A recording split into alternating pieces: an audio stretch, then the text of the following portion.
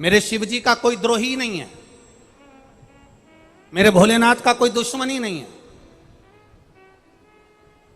तारकासुर भगवान शंकर का उपासक था, इसलिए वर मांगा ब्रह्मा जी से। ब्रह्मदेव वर देव तो ऐसा देव कि भगवान शंकर का पुत्र मुझे मारे, क्योंकि वो चाहता था कि शिव जी का विवाह हो जाए, शंकर भगवान की शादी हो जाए, मंगल विवाह हो जाए, वो चाहता था।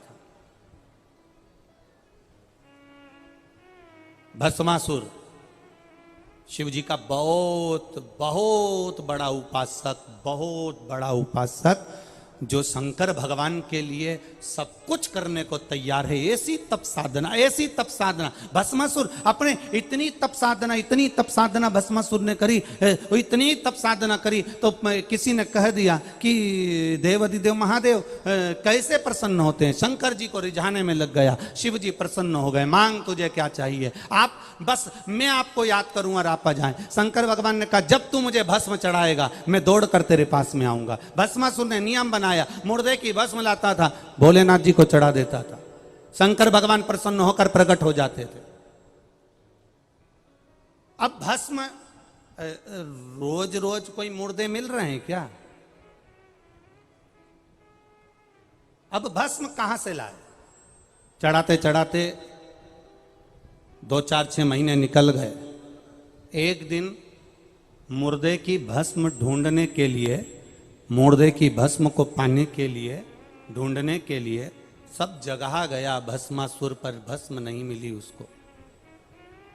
उसको भस्म नहीं मिली।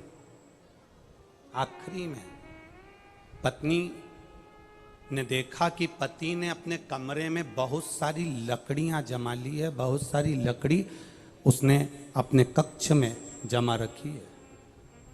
पत्नी ने पूछा ये क्या कर रहे हो? पति बोला कि ये काम करना, मैं जब मर जाऊं मेरी भस्म निकाल कर, जब मैं मर जाऊं तो मेरी भस्म, जब मैं जल जाऊं मेरी भस्म देवाधिदेव महादेव को चढ़ा देना।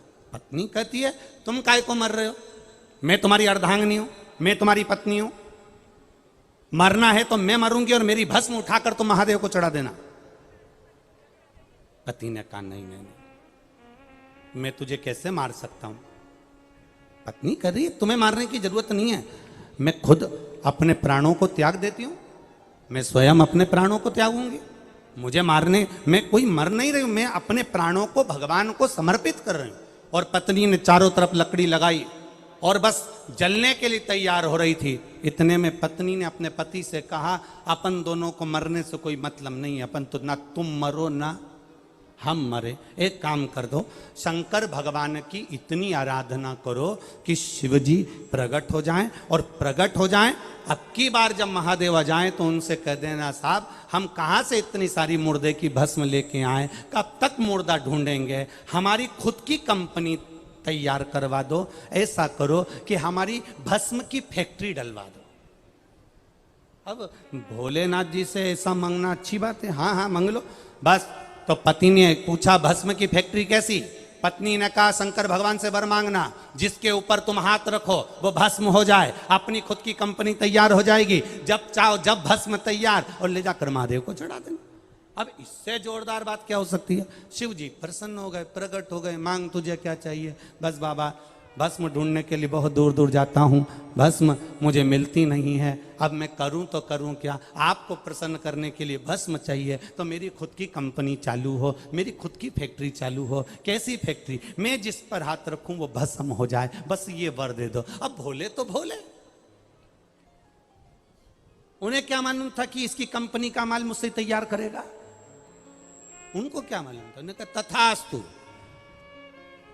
पति गया घर, धर्मपत्नी से कहा बधाई हो। पत्नी ने पूछा क्या? अपनी खुद की कंपनी चालू हो गई, जिस पे हाथ रखूंगा वो भस्म। आज मेरा मन कर रहा है मैं तेरे गले लग जाऊं। पत्नी भागी, पत्नी भाग। अब पत्नी ने सोचा कि ये अपन ने तो शुरुआत करी, नरियल अपन नहीं फोड़ा, अपन नहीं कहा, और अपन ही भस्म। इतने में पत्नी दूर खड़ी होकर बोली मेरे पिताजी की मुझे याद आ रही है, मैं 4 दिन के लिए मायके जा रही हूं, परंतु मैं मायके जाते जाते एक बात कहना चाहती हूं। क्या? मैंने सुना है महादेव हैं वो महादेव, लोग कहते हैं नशे में भी रहते हैं, हो सकता है उन्होंने जो दिया।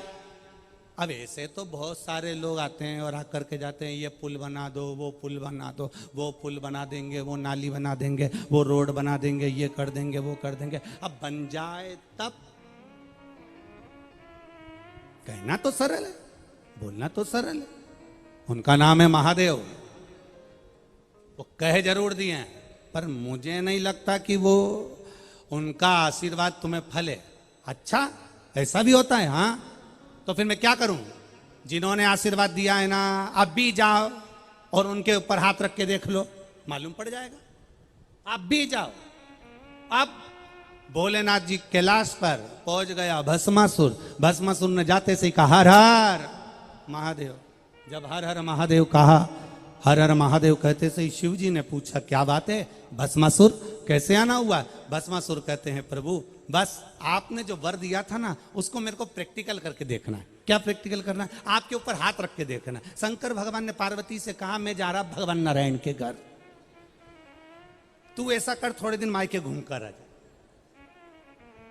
लक्ष्मी जी बोली मेरी मां ख्याति देवी तो खुद यहां आई हुई है अपने बेटी से मिलने के लिए। लक्ष्मी जी की मां ख्याति देवी आई हुई थी मिलने के लिए, तो कि मेरी मां तो यहीं बैठी है। अब मैं मायके जाकर क्या करूंगी, मैं कहीं जाकर क्या करूंगी, मैं कहीं पहुंच कर क्या करूंगी?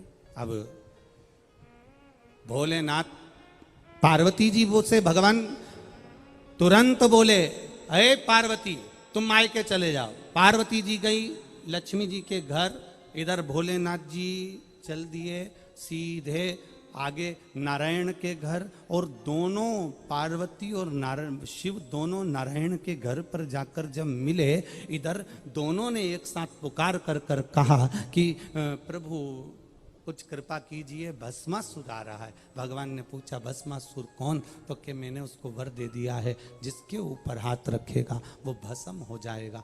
शंकर भगवान के शब्द सुनते से ही नारायण ने स्त्री का रूप धारण कर लिया, और स्त्री का रूप धारण कर कर नारायण तुरंत भस्मासुर के सामने आ गए और कहा मैं तुमको बहुत चाहता हूं और दिल से चाहता हूं। अब भगवान तो भगवान है, अपने भक्तों को नहीं चाहेंगे तो किसको चाहेंगे? मैं चाहता हूं कि तुम मेरे हो जाओ और मैं तुम्हारा हो जाऊं। भस्मासुर ने नारायण का इतना सुंदर स्वरूप देखा, देखते सी कह दिया हम भी आपको चाहते हैं, आप हमसे विवाह कर लो। भगवान ने कहा बिल्कुल पक्का है, पर मेरी एक जिद है, मेरा एक संकल्प है। क्या संकल्प, क्या जिद? बस जिद इतनी सी है, संकल्प इतना सा है, मुझे नाचने का बड़ा शौक है। मेरे जैसा जो नाच लेगा वो मेरा पति बन जाएगा। आप मेरे जैसे नाच सकते हो? भस्मासुर ने कहा क्या दिक्कत है? भगवान नारायण ने दोनों हाथ करे ऐसे, भस्मासुर ने दोनों हाथ करे ऐसे। भगवान नारायण ने दोनों हाथ करे ऐसे, भस्मासुर ने दोनों हाथ करे ऐसे। भगवान नारायण ने एक हाथ रखा अपने सिर पर, भस्मासुर ने अपना हाथ रखा सिर पर और भस्म हो गया, समाप्त।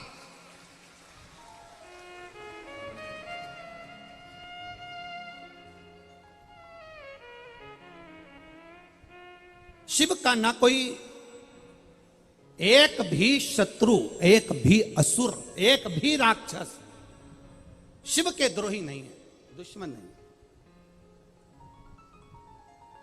जब नारायण ने भस्मासुर को भस्म कर दिया, भस्मासुर का अंत कर दिया, तब शिवजी ने नारायण का दर्शन करते हुए कहा प्रभु यह असुर बड़ा भारी था, बड़ा भारी असुर, जिसका अंत करना बहुत कठिन था। ब्रह्मा जी ने भस्मासुर को मारने के लिए 5 बार प्रयास करा, तो भी भस्मासुर 5 बार प्रयास करने के बाद भी भस्मासुर नहीं मर पाया था।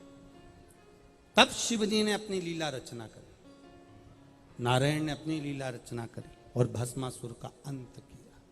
सहजता नहीं है महाराज,